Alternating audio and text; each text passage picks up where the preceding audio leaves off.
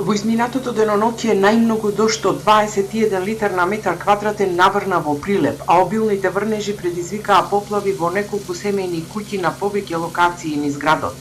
Од Центарот за управување со кризи информираат дека Прилепската противпожарна единица вчера интервенираше за испумпување на вода од поплавени простории во семејни куќи на улиците Ердован Шабановски, Ножот, Борка Утот до доцните попладневни часови. И од јавното претпријатие Водовод и канализација информираат дека нивните екипи се постојано на терен и интервенираат во повеќе индивидуални објекти.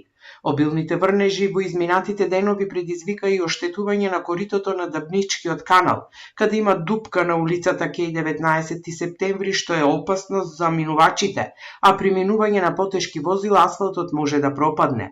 Од јавните прилепски претпријатија веќе го исчистија каналот во кој е исфрлено ѓубре, а местото е привремено санирано и обележано, а во наредните денови ќе се бара трајно решение.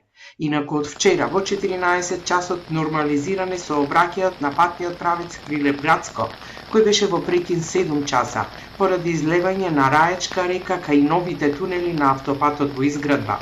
Изведувачите на автопатот Синохидро со меканизација ја испумпуваа водата, а екипи на јавното претпријатие за одржување патишта ги отстранија наносите од земја и камења на патот. Нивото на водата на Раечка река се намали и почна да се повлекува и нема опасност од нови излевања.